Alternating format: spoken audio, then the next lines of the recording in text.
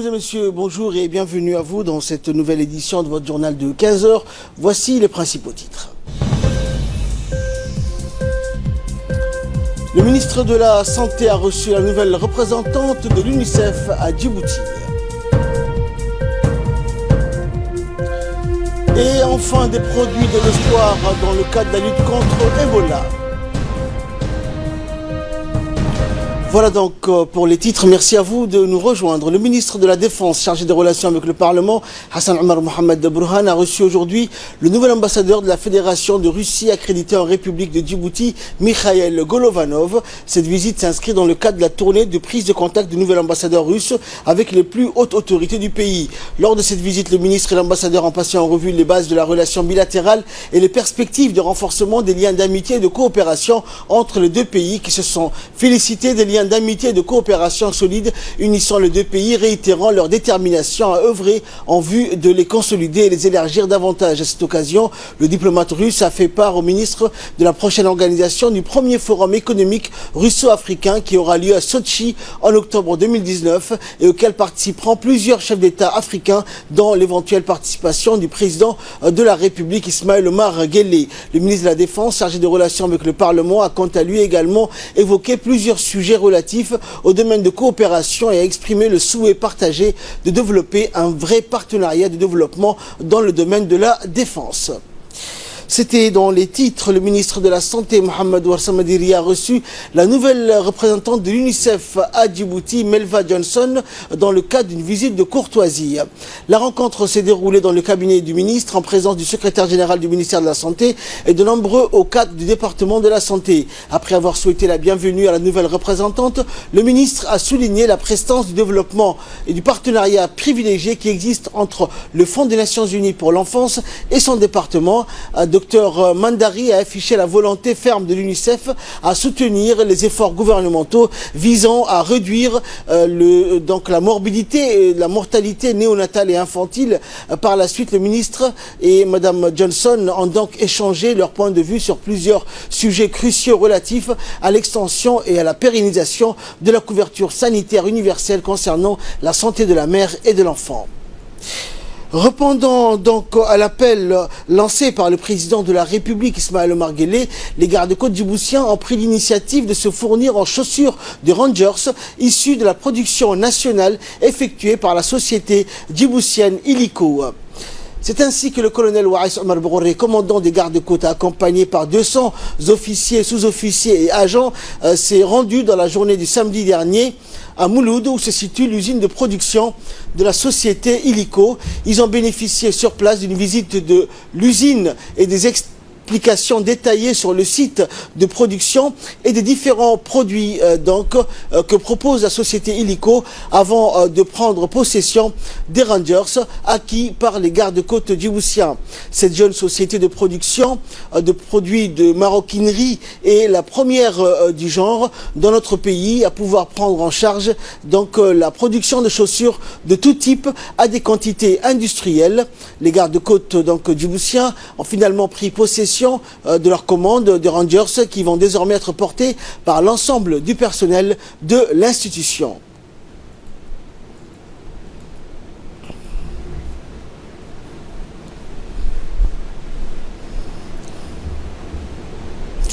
Et lors de la cérémonie de réception des Rangers acquis par les gardes-côtes djiboutiens, Mme Filsan Douxiye Boulalé a tenu à remercier le colonel Waïs Omar Bourré et l'ensemble des personnels des gardes-côtes djiboutiens, qui est donc la première institution des forces militaires et des forces de sécurité de notre pays à se fournir auprès de la société Illico. Mme Filsan Douxiye Boulalé a tenu à souligner que cet acte démontre la confiance placée en son entreprise qui a pu témoigner de la qualité de ces produits qui sont réalisés localement et à des quantités industrielles. Et le sous-préfet de la ville de Mouloud, Omar Abdullahi Hussein, a remercié les gardes-côtes djiboutiens pour leur concrétisation, leur volonté de prendre part au développement économique local en achetant les produits djiboutiens. Et le colonel Waïs Omar Bourré a quant à lui, tenu à souligner l'importance vitale de soutenir l'économie locale et d'investir dans les projets qui apportent un changement visible dans le développement socio-économique. Il a exprimé sa fierté de pouvoir personnellement porter et doter les personnels sous son commandement de produits de haute qualité made in Djibouti. Il a affirmé que les gardes-côtes djiboutiens vont désormais se fournir auprès de la société Illico pour leurs besoins en chaussures, que ce soit les Rangers ou les chaussures de sport, mais aussi pour les mocassins blancs de cérémonie. Dans le cadre de la lutte contre le trafic de produits stupéfiants et suite à des renseignements recoupés du 11 août dernier vers 23 h, les gendarmes de la brigade PK12 Nord ont intercepté sur la route nationale 1 à proximité du carrefour de PK13 un camion-citerne éthiopien suspect correspondant au signalement. Après s'être assuré qu'il s'agissait bien du camion ciblé, les gendarmes donc ont entaillé une fouille minutieuse du camion et du conducteur. La perquisition effectuée a permis la découverte d'une importante quantité d'herbes de cannabis, soit 3 gros sacs de couleur marron dissimulés derrière la cabine du conducteur. Ces sacs en plastique contenaient de l'herbe de cannabis conditionnée et enrobée dans des petits sacs également en plastique. Ces sacs dégageaient une forte odeur de carburant. Et vu le mode opératoire, les enquêteurs donc ont déduit que pour faire passer la marchandise illicite à travers les différents postes de contrôle, le conducteur avait noyé les sacs dans le second réservoir du camion citerne. Les investigations donc menées par les gendarmes ont permis d'identifier le propriétaire de la marchandise illicite comme étant un important dealer de la place et connu par les services de gendarmerie. Des recherches ont été lancées en vue de mettre la main sur le propriétaire et ses éventuels complices. Au total, 54 kg d'herbe de cannabis repartis en 293 tasses ont été saisis. La valeur marchande de ces produits stupéfiants est évaluée à 3 millions de nos francs. Le camion citerne ayant servi à la commission de l'infraction a également fait l'objet d'une immobilisation. Et le conducteur mis en cause sera déféré devant la justice pour répondre de ses actes. À noter que la recherche des renseignements est au cœur donc du métier du gendarme, pour qui cet instrument constitue donc un véritable partenaire opérationnel. Et pour preuve, et donc la majorité des affaires résolues par les unités judiciaires ont été déclenchées suite à des renseignements fiables recueillis en amont et auprès de la population qui veut en découdre avec ce fléau qui n'est autre que le trafic, la cession et la consommation des produits stupéfiants. En nouvelles du monde, à présent, lutte contre Ebola, enfin des produits de l'espoir. Bien qu'encore à l'étape expérimentale, le règne EB3 et le MAB 114 augmenteraient des chances de survie des personnes atteintes d'Ebola. Mieux que les traitements utilisés antérieurement. Des scientifiques semblent déjà optimistes et formels. Résultat d'une étude menée par les Instituts nationaux de santé américains, le règne EB3 et le MAB 114 auraient augmenté le taux de survie des patients dans le cadre d'essais cliniques. Exploit que des produits antérieurs comme le SMAP n'avaient pas encore réalisé. Déclaré en août 2018, l'épidémie d'Ebola a déjà tué plus de 1800 personnes sur plus de 2500 cas à l'est de la RDC.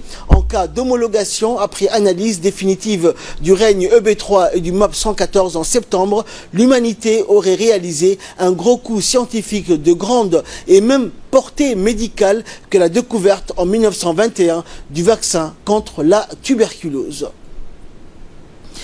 Le Zimbabwe s'endette pour mettre fin à ses délestages chroniques. Un total de 42,5 millions de dollars. C'est la somme des prêts contractés par le Zimbabwe auprès de l'Inde afin de venir à bout des délestages qui handicapent une économie déjà en déliquescence. Selon le journal pro-gouvernemental The Herald, le ministre des Finances a finalisé les accords au cours des mois passés en toute discrétion. Dans le détail, il s'agit de deux prêts de 23 millions et de 19,5 millions de dollars qui devrait être décaissé par la Banque d'import-export de l'Inde.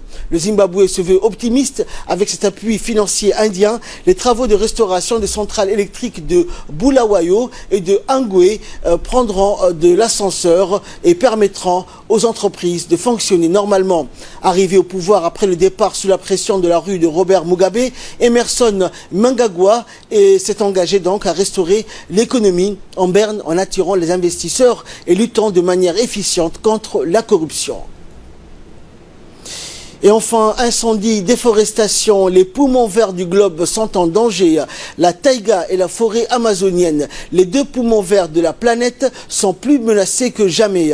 En Sibérie, les deux forêts font rage depuis le début de l'été et plus de 13 millions d'hectares sont partis en fumée, soit la taille de la Grèce. Une catastrophe écologique pour la Russie, mais également pour le reste du globe. Ces incendies provoquent d'importants dégagements de CO2 et font disparaître des millions d'arbres qui ne pourront plus absorber le gaz carbonique. En août, les émissions de monoxyde de carbone en Sibérie ont atteint des sommets selon les chiffres de l'Observatoire européen de l'atmosphère. La forêt amazonienne est confrontée à une situation similaire. Toutefois, ce ne sont pas les feux, mais la déforestation qui est en cause. Le déboisement a progressé de 278% au mois de juillet 2019 par rapport à l'année dernière, selon l'Institut national de recherche spatiale. Les forêts sont aujourd'hui grandement menacées par le réchauffement climatique. Elles sont pourtant essentielles à la planète, couvrant plus de 30% de la surface terrestre. Elles absorbent chaque année 2 millions de tonnes de CO2. Elles abritent également près de 80% de la biodiversité mondiale et environ 3/4 des sources d'eau potable. C'est tout pour ce journal. Merci à vous de nous avoir suivis. Merci pour votre fidélité. Bonne fête également sur Télé Djibouti et excellente suite de programmes sur Djibouti Télévision.